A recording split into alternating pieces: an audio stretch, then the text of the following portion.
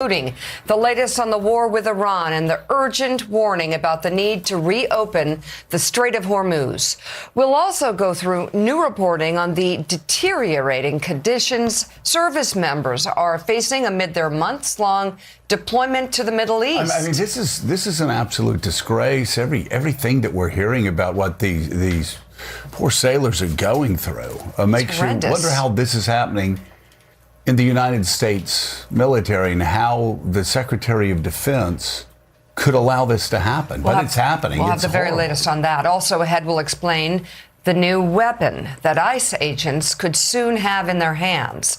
Plus, we'll take a look at new polling in key races that could determine control of Congress. With us, we have the co-host of our 8 a.m. hour, a staff writer at The Atlantic, Jonathan Lemire. Staff writer at The Atlantic, Frank Farr, is with us, and senior writer at The Dispatch and columnist at Bloomberg Opinion, David Drucker, is here as well. Soon to be hired by The Atlantic. As everybody. You got to be like tic-tac-toe. Everybody's hired by The Atlantic. Go to The Atlantic. I will tell you, I love The Atlantic. Bloomberg, though, is doing some incredible reporting, and the Bloomberg newsletter. I don't mean to read newsletters, but sometimes I accidentally do read newsletters. The Bloomberg newsletter is pretty extraordinary, really, as is the writing. Willie, I was just flipping through, my Variety. I always look at the Variety every morning. Do you realize this summer's box office has now passed over $4 billion? I mean, The Odyssey, which has sort of been the cultural event of the summer, in part because of the weenies on, I won't even say the far right, but just people making shit up about, this is the worst, it's the most anti-Western film ever, when it's actually one of the most pro-Western films ever. But The Odyssey has done extraordinarily well, in part because people are so tired of AI slop. Nolan, the best review I've seen is he's the most analog director ever. There's nothing AI about what Christopher Nolan does. So people go there. It's real. The ships are real. The people getting sick, almost throwing up on those ships that are in real storms. People can see it. They know it's real. And it was just an extraordinary film.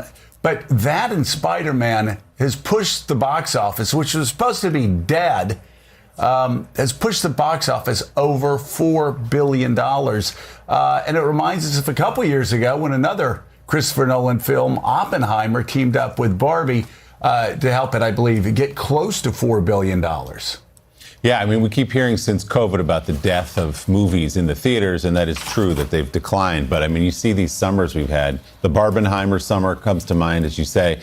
But this summer, between The Odyssey and Spider-Man and some other films that have done really well, it's been extraordinary. And The Odyssey pushing over $1 billion.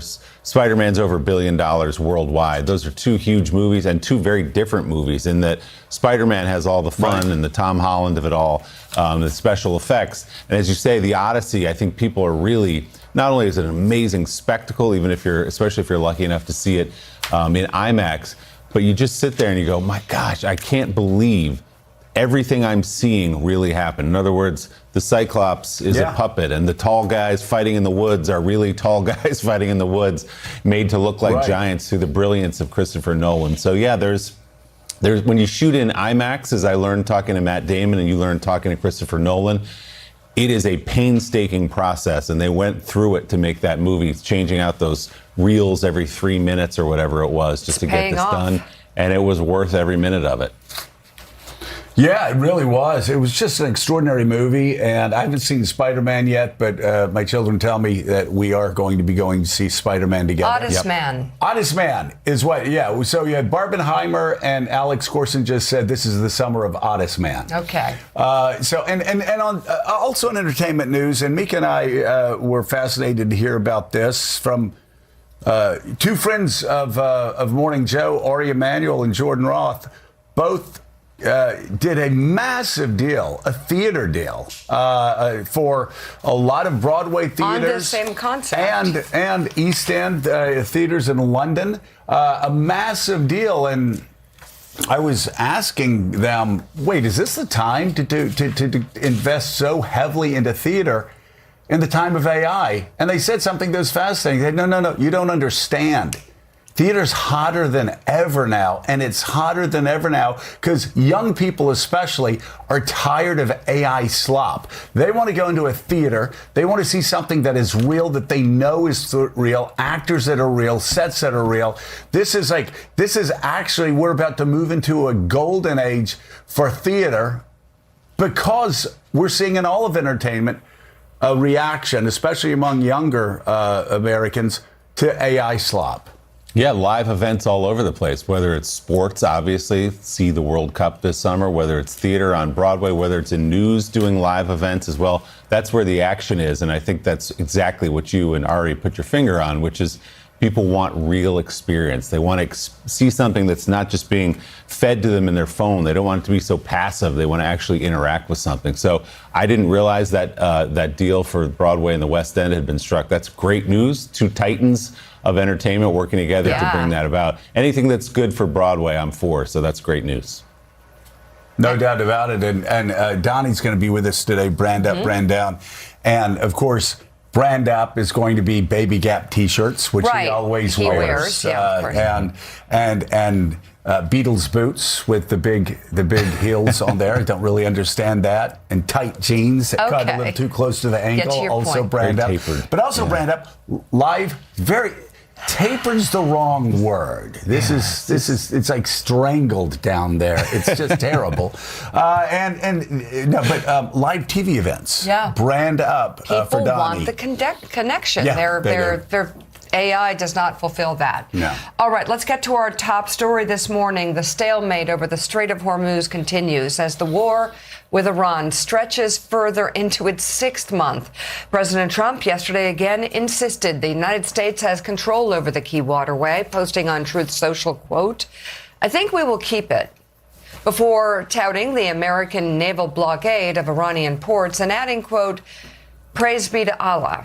The president's insistence comes despite Iranian claims otherwise and little traffic moving through the strait. The International Energy Agency yesterday warned that reopening the waterway is becoming more and more urgent as oil stockpiles are depleting at a rapid pace. U.S. gas prices, meanwhile, climbed to a national average of $4.03 per gallon yesterday. That marks a record high level for this point in the calendar year. And that's the part that people are going to feel about this war of Donald Trump's choice. Yeah, I don't think his party even campaigned on going into wars. It's very interesting. No, of course not. And we've talked about that. That's certainly a problem for him. We are, though, where we are right now. And Willie, I've got to say, again, here we have the president in a good way, I think, being stubborn, not saying, Iran, we're going to give you whatever you want. We're going to give you $500 billion. We're going to lift sanctions on your oil. Just do anything to get us out of this war. He's tried that. The Iranians have proven they can't be bribed. And I do know gas prices are high. They're over $4. It's interesting, though, because if you look at oil prices, which a lot of people were predicting were going to be $150 a barrel, it's like at $87. I think Brent crude closed below 90 yesterday. Well, oh, look at that. Okay. Wow. 82 and 87.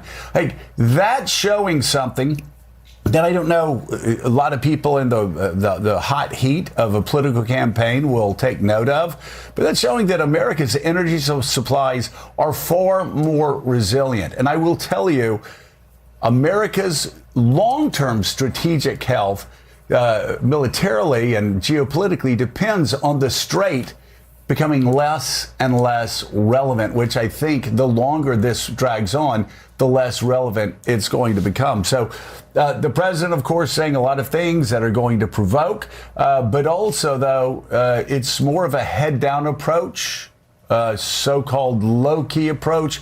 We're going to take our time. We're not going to be pushed into a deal that gives the worst regime in the world $500 billion.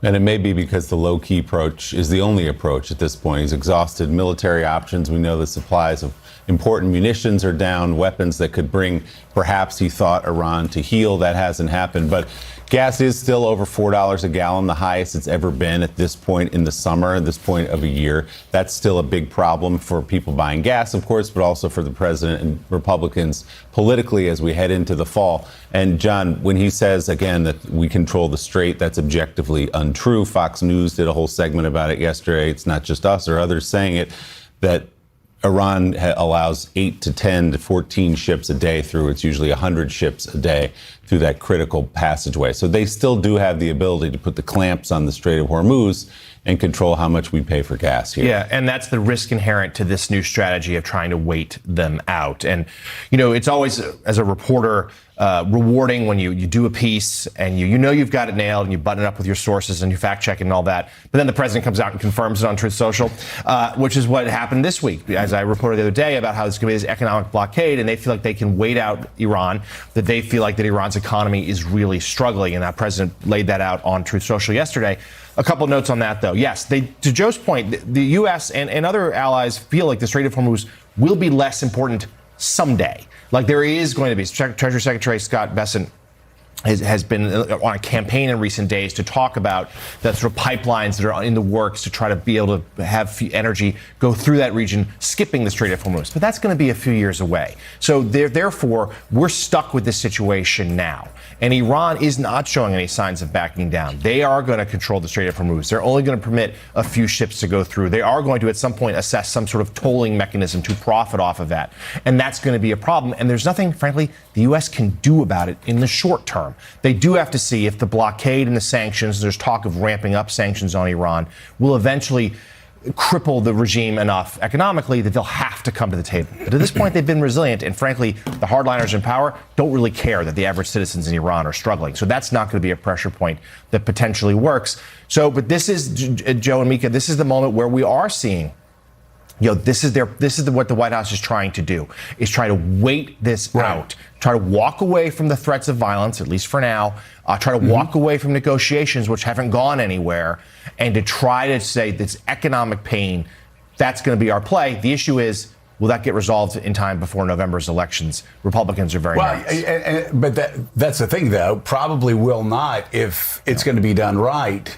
But again, if you have oil at $82 a barrel, I'm guessing that, again, this is the best strategic move. And I'm also guessing, David Drucker, that if oil is hovering down in the 80s, and yet gas stations are charging, oil companies and gas stations are charging over $4 a gallon, I think that's going to become a bigger issue in this campaign. We've already heard the president of the United States going after people that are price gouging right now. I suspect we're going to hear more about that because, again, the price per barrel of oil is lower than anybody would have expected it to be this far into the war. That says a hell of a lot about what the United States is able to do on its own. And I also think it has a lot to do with workarounds that other countries are doing to not get their oil from the Strait. But again, it doesn't really line up. If you're in the 80s for price per barrel, why is it the gas prices are over $4 a gallon? I think that's something the president and Republicans may both make big political hay over in the coming weeks and months. Yeah, they may. And look, Joe, we know that the American economy is always a lot more resilient than we think at the initial part of a crisis. We've seen this over the years. Even when our economy gets knocked on its backside, it's innovative and it tends to recover much quicker than economies around the world. That's been one of our key strengths. Politically, and from a domestic standpoint, the question is always, how do voters feel about it? One thing I'd say about these gas prices, and I've talked to economists about this, is that this isn't a one-to-one indicator, right? So what we're going to see over time is when geopolitical pressure sends gas prices up, sends oil prices up, and that translates into higher energy prices, that happens very quickly. And as that pressure eases, the reverse happens very slowly. And so oil per barrel might be one price today. It's not going to correspond directly to what the price at the pump is today. And so this below $100 a barrel may translate weeks from now, even months from now, or it may not, because we keep going through these sort of boom and bust with the pressure in the Strait and the war in Iran, which seems to sort of zigzag, if you will. One thing I'd point out here is that political parties and presidents at their wits' end usually go with price gouging so that they can offload the blame. And that may or may not be true, but I think in this case, the way we have to understand it, when you talk to economists, and they call it the rockets and feathers theory, is that the pressure sends gas prices up quickly. But the reverse, you remove that pressure and it's just going to float down really slowly. That's economics 101. And that's something Republicans and the president are going to have to deal with between now and Election Day. All right. Now this, American and Ukrainian troops went head-to-head in military drills in Germany earlier this year. And the Wall Street Journal reports the U.S. was easily defeated by Ukraine's drone operators. The trainings held back in April and May tested troop capabilities against smaller drones that have been used prominently in the war between Ukraine and Russia. According to the Journal, the exercise, coupled with U.S. casualties in Iran, shows American vulnerabilities to drones years after the U.S. made uncrewed systems an essential part of warfare. You know, Frank Foer, I was talking to somebody yesterday who had commented on how Poland has become America's strongest military partner in NATO. I said, hey, you're right. It's pretty incredible. And they will probably remain one of our strongest NATO allies until we beg Ukraine to come in. I mean, again, I love the law of unintended consequences. America freezes out Ukraine. Ukraine says, okay, we'll create the future. Instead of taking your old systems that cost way too much, we're going to create the future of warfare ourselves. And they have. And this story is just one more illustration of how far advanced they are. And that General Petraeus was right about a month ago when he said, do you want to see what the future of warfare is going to look like? All you have to do is see what Ukraine's doing on the front lines with Russia right now.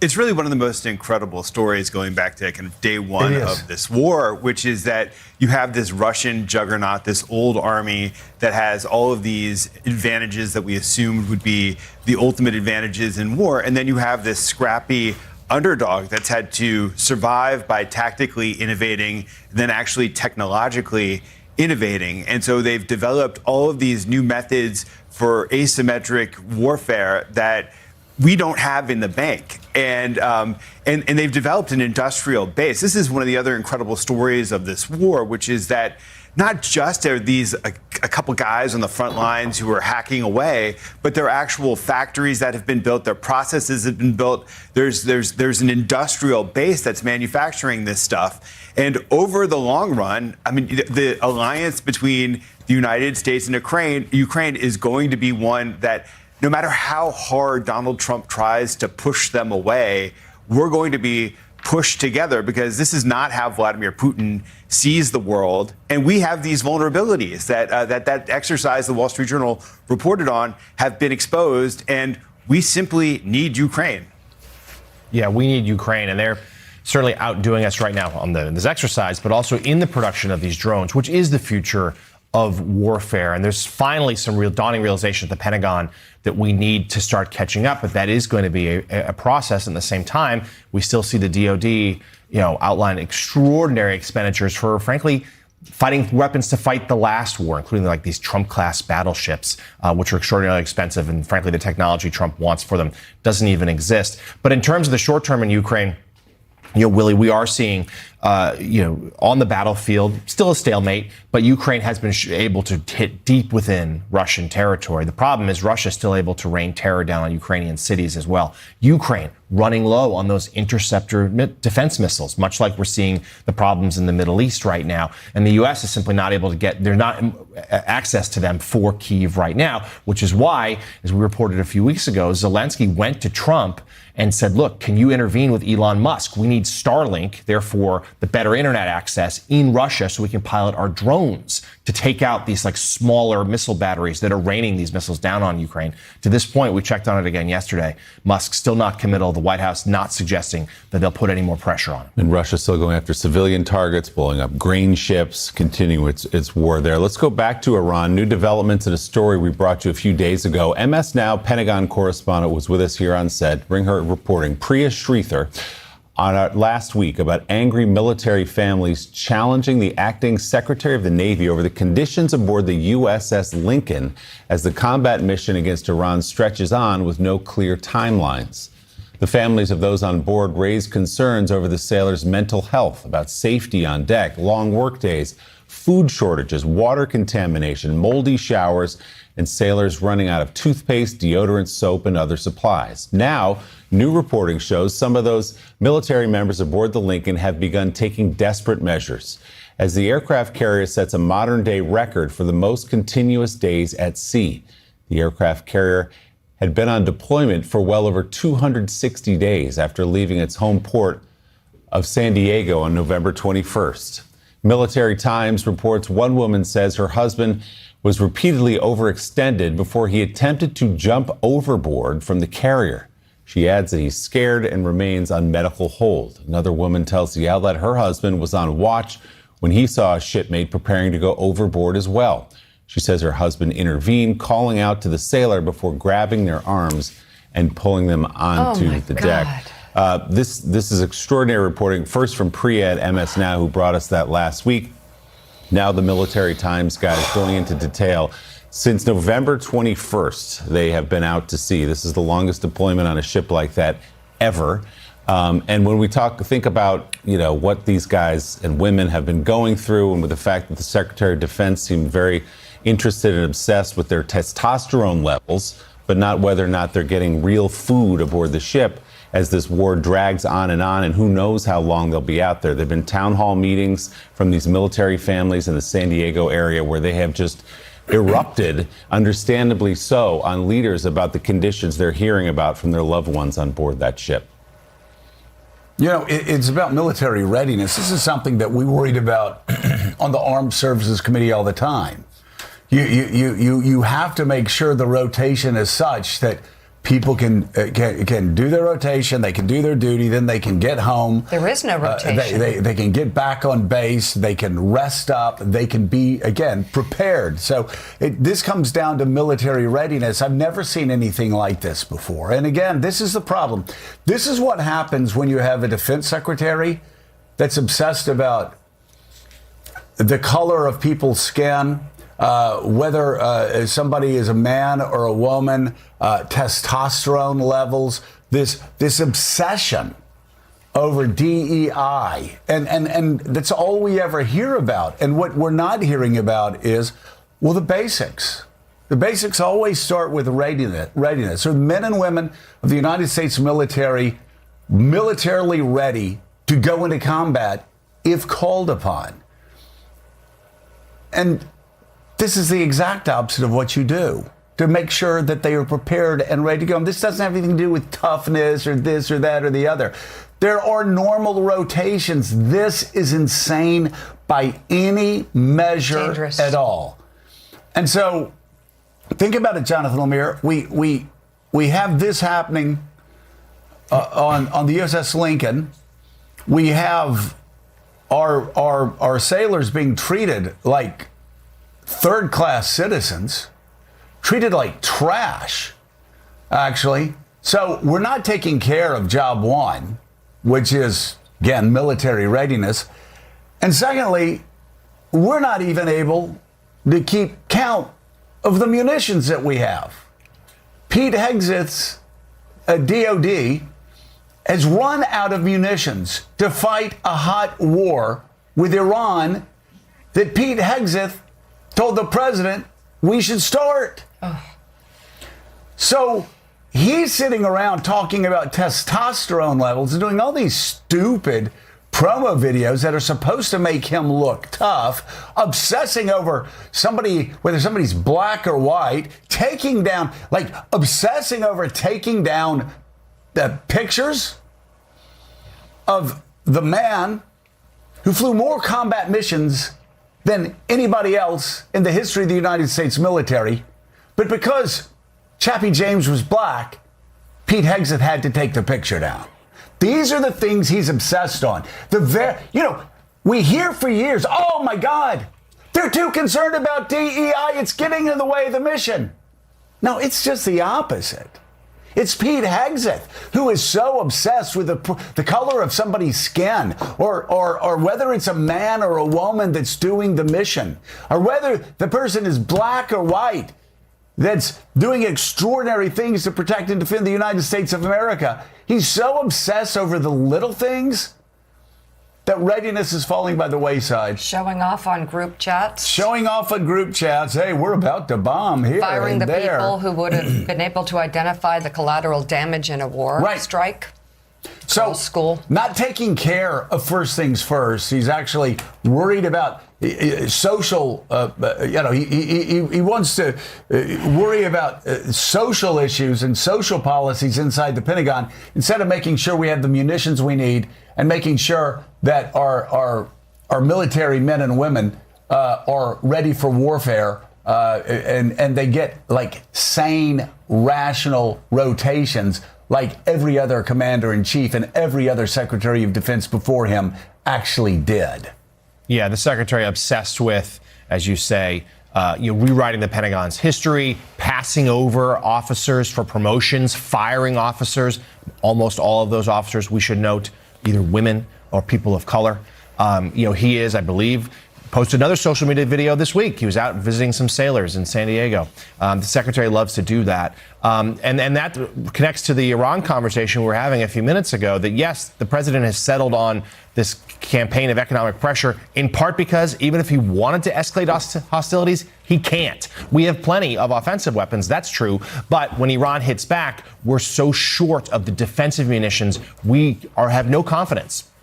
We report that we could defend our bases in the region as well as our allies who have absorbed the blunt of what Iran has done to this point. And the president and DOD leadership had a pretty heated exchange about 10 days ago or so at Camp David. The White House continues to insist that Secretary Hegseth's job is safe. But I am certainly told, and hearing this for a while now, hearing this for a while now, that there are people in the building have soured on him. But the president, at least for now, it's the only vote that matters, Joe.